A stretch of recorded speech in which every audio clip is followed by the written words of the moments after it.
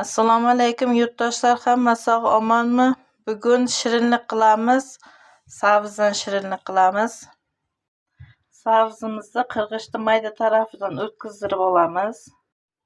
2 piyola shakar solamiz. Aralashtiramiz. Ozgina shakar erisin.